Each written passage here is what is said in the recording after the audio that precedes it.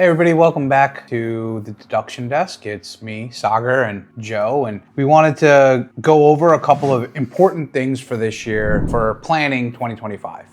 As you can probably tell by my appearance and general demeanor, this is not the greatest time of the year for us. This is 10-15, deadlines are coming up, year-end planning is about to start, so we are geared up and amped up for that, and we wanted to just get some of the things over to you guys that are important for you to be looking at as well for the end of the year to make sure that you're not overpaying in taxes, taking advantage of all the expiring credits, knowing what is going to change for 2026 so that you can plan out the rest of your 2025. A lot of this stuff is in Joe's wheelhouse, and yes, it does help you with some tax planning, but it has to do overall with your own personal, financial situation. Yeah, and I think this whole topic kind of geared from all of the things that we're reiterating constantly, the same message to clients over and over again. What are we looking for? Things we need to be able to double check on. Sometimes some of these things are things that we don't even know are going on from some client's perspective, and if they don't tell us, we don't have the the information for it. So yeah, let's dive right into it. And I think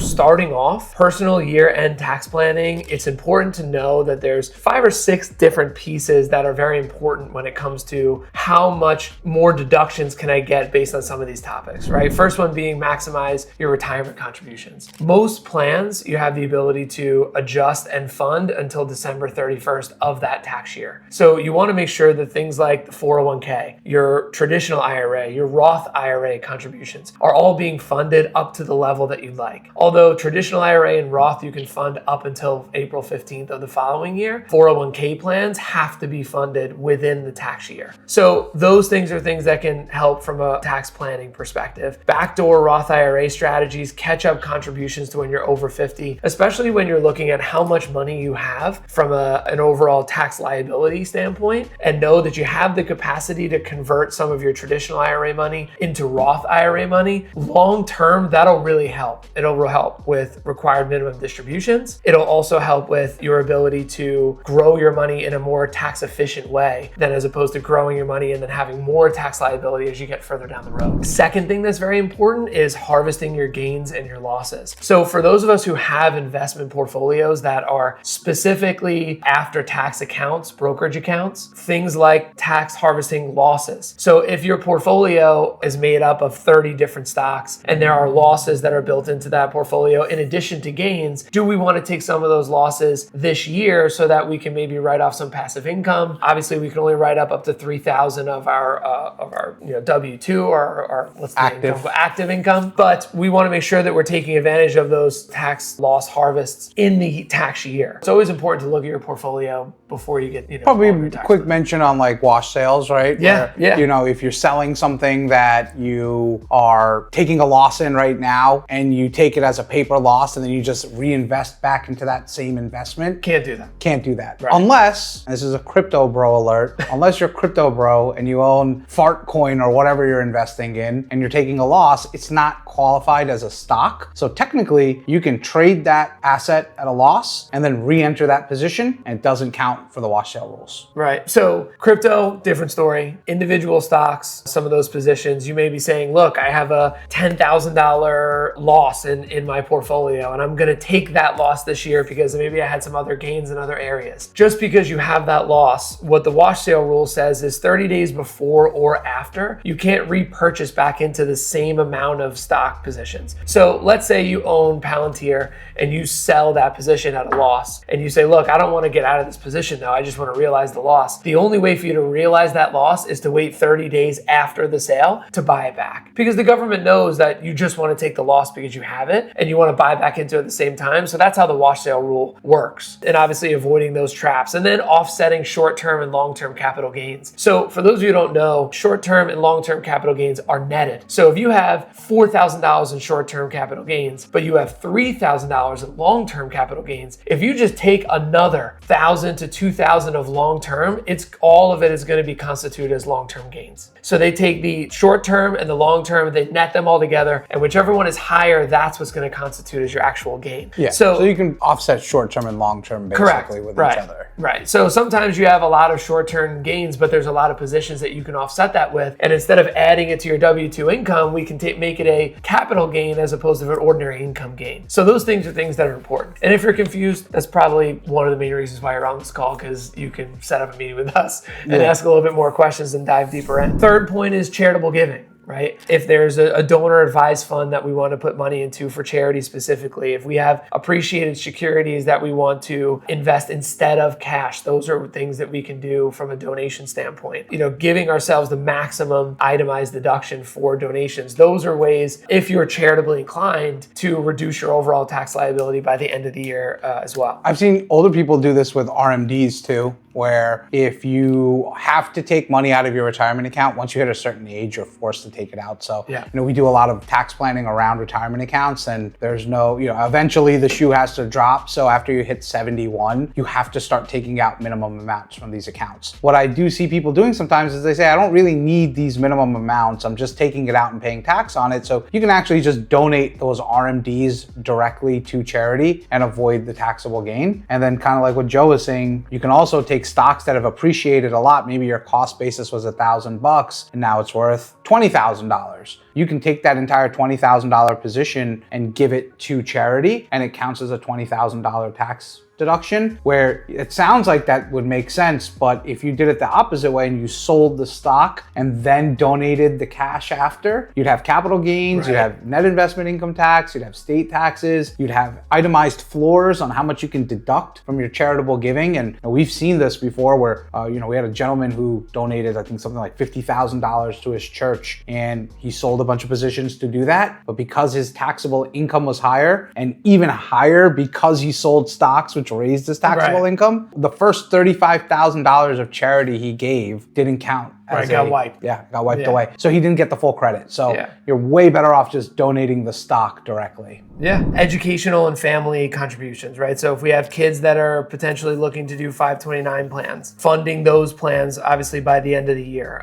If you have, let's say, grandkids or kids that you want to give a gift to, right? The $18,000 per recipient gift exclusion is something that you have the ability to take advantage of as well, right? So whether you're putting it in a 529 plan or you're just gifting it to someone, that's a liability that you can kind of take off of your plate and pass on to someone else, and that exclusion, won't count. Here's one that's pretty important that I think most people don't realize, but most individuals are under the impression that capital gains are 15%. And then when you hit another certain level of income, it goes to 20%. But there's something called net investment income tax. And that is based on any capital gains that you might have from other harvesting that you've done in the past, any other potential distributions from other businesses. And all of those, that increase in your income could result in the capital gains on your portfolio having an extra 3.8% tacked onto it. So as opposed to having just 15% capital gains, you're really actually going to have 18.8% capital gains on some of those long-term positions. So it's very important for you to really double check, what would my net investment income be this year before I start to take capital gains, and make sure that you're not getting into that threshold where it's bumping you into that extra 3.8, because those are returns that you earn throughout the year, right? Like, we're constantly working against the market to try and do the best we can to earn returns. And why would you get 4% back if you can wait till January and then sell the position if it makes more sense? Yeah, we've had people like, ChatGPT said I only owe 15%. I was like, they don't know your specific position. And I think it's very important, and we talk about this constantly on these calls, but always talk to your tax professional, always talk to your advisor, always talk to whoever it is. Obviously, no matter how grumpy we are on 1015, just get us on the phone, take the tongue lashing, and ask your question. Even obviously, reaching out to us, but always ask the question beforehand. What does my position look like, and do I have the capability to do this? Don't just go off of what we're talking about and make decisions for yourself, because everyone's position is going to be different, especially because our audience is Earth, right? Like anyone who has a YouTube account that can watch this, obviously predominantly United 100 States. of you. All 100 subscribers that we have. It gets shared. Let's get those numbers up, guys. Shared, you never know. Yeah, we're seeing way more views than we're seeing subscribers. So come on, Sagar wants to retire like at the end of this year with all the subscribers we have. I do. Lastly, healthcare, right? Healthcare and benefits. An important one, HSA contributions and FSA contributions. I actually took advantage of this last year for tax returns. We were expecting our first child in August. August, and I knew that the money that we were going to be using to pay for the hospital bills, to pay for, the medical expenses, to pay for other stuff for the new baby was going to pile up. And as opposed to me saying, I'm going to wait until the time comes to spend it, we put $8,000 each into the HSA. That was a deduction for us. And then I used that HSA card in order for me to buy all of the things, pay for the hospital bills, pay for the medical bills for the baby. And we almost spent all of it already. We're only a month and a half in, right? So, and I got a deduction for it the previous year. So there are obviously ramifications for that. Things like making sure that your health insurance plan is a high deductible plan. If you're going to go to an HSA plan, you want to talk to the provider and make sure that they vet out your health insurance group and your plan to make sure that it is high deductible and it qualifies. Or again, ask your tax consultant. But as we start to get into these last 2 months before the end of the year, these are things that we're constantly sending reminders out, things that we're constantly talking to clients about to make sure that they're keeping us informed on decisions that they may be making, net investment income, tax harvesting, wash sale rules, the HSA contributions, because all of those things will matter by December 31st to make sure we're as efficient as we can be in getting you the deductions you want. Yeah, if you're having us file for you, you don't need to be as cognizant of these things as if you're filing your own tax returns. Right. But,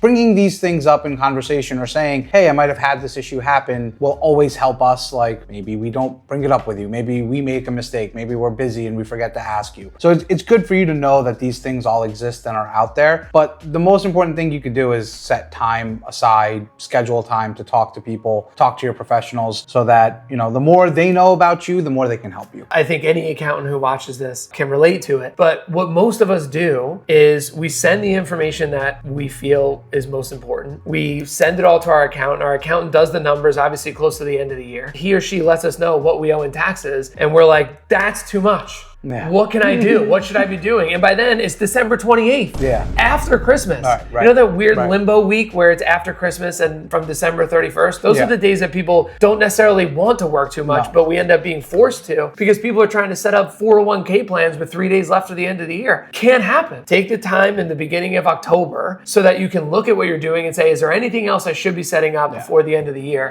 Taxes are like anything else in life. If you put no effort into it, you expect to be in an amazing tax situation, you're a clown. Yeah, So. And especially if you're making, a significant amount of income, it's worth it for you to spend one day looking at your situation and saying, hey, here are all of the things that I'm doing. Is there anything else I could be doing to be set up? And your accountant will 100% thank you for doing that earlier. Yeah, I was on a panel with a successful startup guy, and one of the things he said was, he's like, nobody likes to do taxes. Taxes suck. But he said, if you spend 5 days to really understand your tax situation, it'll pay you dividends usually for 3 to 5 years beyond that. Yeah. So I think that's like the best trade-off on time you could ever have. You spend a little bit of time, you spend this guy's saying 5 days, okay? Joe's saying 1 day. It's somewhere probably in between there. Yeah. So you spend a little bit of time once a year to really think about this stuff. And not only set for this year, but you probably have come up with a plan to carry you forward until the laws change again. In baby steps, right? Some people do 0 days, right? Yeah. So start with 1 and then work your way up to 5, right? Yeah, and I'm not trying to talk to you for 5 days either. Yeah. No one cold turkeys, no gym for a year and then goes 6 days a week. Plan. Right. Yeah. So the other side of the coin, right? We did the personal stuff that you should be doing, which there's things you should be doing. These can all make differences for you. But long-term view, like the most tax savings you can get typically is from a business standpoint. It's just the way the laws are written, at least for the next 5 years or so with the new Trump tax cuts. So let's start with, the basics, right? If you have your own business, get your bookkeeping done, right? There's way too many people I meet with who have big, huge businesses that don't look at their books or don't do their bookkeeping unless it's like, March 10th or something, right? And it's just not a great way to be running your business, let alone be doing your tax planning, right? So be doing it regularly, have your books ready, have them in a decent enough spot. Even if you're using Excel, there's large companies that I've heard of. We don't work with them personally, but large companies I've heard of that use Google Docs, like not even Excel, Google Docs to run their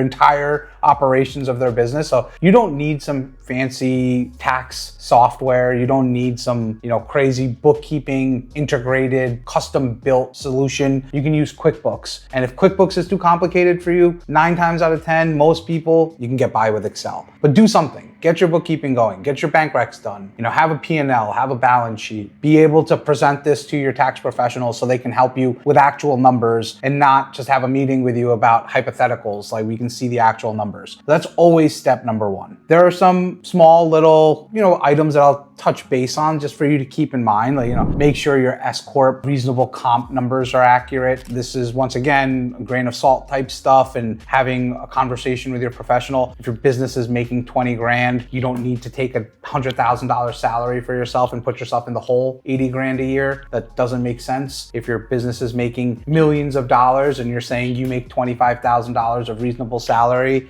you're probably doing something wrong, and that should be a red flag for you, and you should be discussing that with whoever you're working with and potentially switching who you're working with if they're letting you continue to do that without mentioning it to you. Then understanding what's going to happen in the future is also important, right? Taking a look at, hey, there's going to be some changes in 2026 to these tax rates. Higher income people are going to be paying more taxes. Lower income people probably going to be paying less taxes in terms of rates, not dollars, right? Obviously dollars, but in terms of rates. So is it better to accelerate picking up income? Is it better to get paid now for stuff that you're could have gotten paid for in January and February? Are there benefits to doing these things? Looking at, are you depreciating everything properly? We have 100% bonus depreciation again. You should be looking and seeing, can I use a new copy machine in my office? Can I use we just bought a new air fryer. Right? That thing was freaking expensive. So we're going to write off this air fryer. It's the nicest air fryer. I couldn't get my food out of the, I don't know what button. So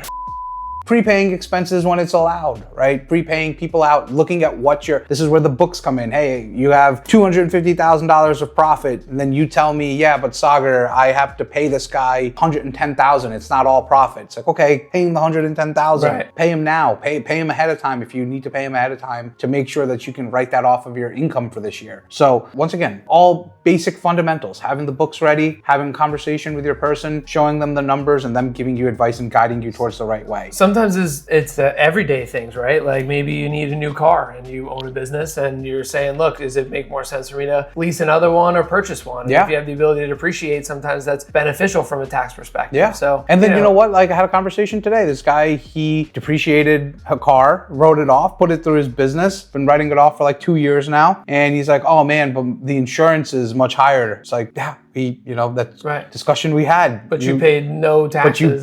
But you wrote off the whole car. So now you got to pay a little more insurance. But be aware of these things and have those conversations so you know ahead of time that this is what you're getting into. Aside from that, there's also a couple of things that, some more housekeeping stuff that you need to do and that you should be cognizant of, especially if your accountant hasn't told you these things, then unfortunately it's your responsibility to know these things. QBI deductions, right? We see this happen all the time with people. You have a business that has a big profit.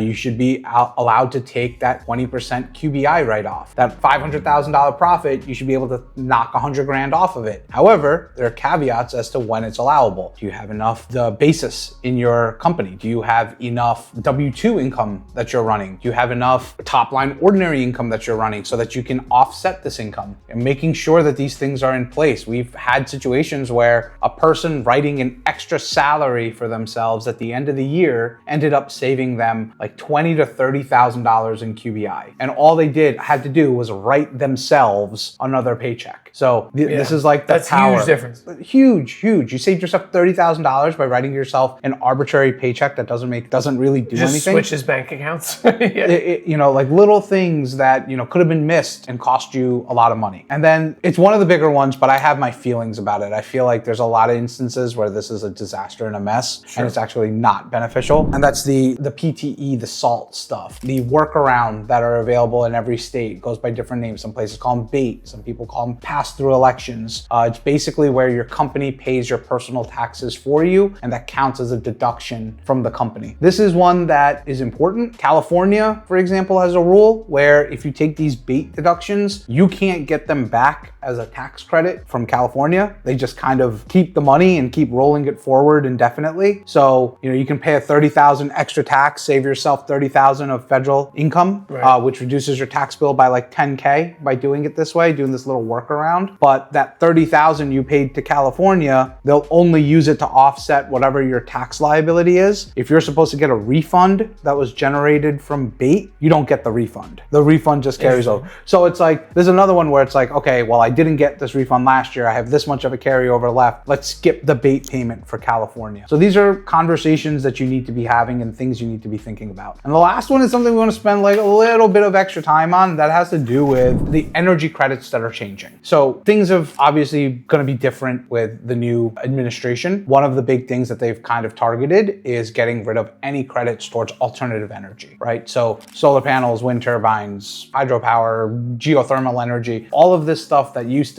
to get credits for, it's pretty much all going away. What does that mean? That means if you're somebody who's been thinking about solar energy, this is probably the year to do it, right? You're running out of time. You got to get this contract in. You got to get the work started. You got to get moving on it right away. But this is the last chance to get a 30% rebate on whatever you spend on your solar. Technology, from what I hear, has gotten better in solar. There's a lot of people who say they have a great property for it. Other people have said they've looked at it and they're really not going to generate enough income back. So they kind of have been on the fence about it. Yeah, it's situational. It's situational. If it makes sense for you, or even if it barely makes sense for you, this is your last chance to do it. So it's really important to get on top of that and start looking at that, right? The credits that were available for the residential clean energy, those expire in 2027. That you still have one more year for. And we'll do some more discussions on the clean energy investment stuff, but these are all more looking at your personal situation, the properties you own, whether it's residential or commercial or something that you're renting out. All of these things factor in, but these things are expiring. So you need to be aware of what these credits are so that you know if they work for you. And if they work for you and it's something you're interested in, reach out to us and let us know. The main thing that we want to try to push to everybody,